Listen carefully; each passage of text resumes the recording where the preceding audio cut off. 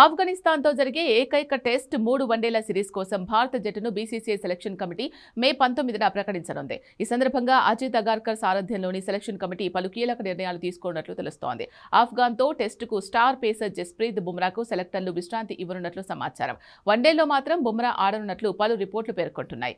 One day world cup 2027 సన్నాహకాల్లో భాగంగా ఈ series జరగనుంది. ఈ నేపథ్యంలో విరాట్ కోహ్లీ, రోహిత్ శర్మ, బుమ్రా, రాహుల్ వంటి శ్రేయస్ అయ్యర్ వంటి స్టార్ ప్లేయర్స్ బరిలోకి దిగనున్నారు. అలాగే దేశవాళీ క్రికెట్లో దుమ్ము రేపుతున్న జమ్మూ కాశ్మీర్ పేసర్ ఆకిబ్ నబీ భారత టెస్టు జట్టులోకి రావడం దాదాపు ఖాయమైంది. బుమ్రా గైర్హాజరీలో Mohammed Siraj pace bowling attack ను లీడ్ చేసే అవకాశం ఉంది. అదేవిధంగా ఆకాశ్దీప్, హర్షిత్ ఇద్దరు గాయపడడంతో ప్రసిద్ధ కృష్ణ కూడా తిరిగి టెస్టు స్క్వాడ్లోకి రానున్నాడు. వీరితో పాటు ఆల్రౌండర్ నితీష్ కుమార్ రెడ్డి బంతిని పంచుకోనున్నాడు. భారత్ ఇద్దరు ఫ్రంట్ లైన్ పేసర్లతోనే బరిలోకి దిగే అవకాశం ఉంది. ఎందుకంటే ఉపఖండ పిచ్లపై స్పిన్నర్ల ఆధిపత్యం ఎక్కువగా ఉంటుంది. కాబట్టి రవీంద్ర జడేజా, కుల్దీప్ యాదవ్, వాషింగ్టన్ సుందర్ వంటి స్పిన్నర్లు తుది జట్టులో ఉండడానికి ఛాన్స్ ఉంది.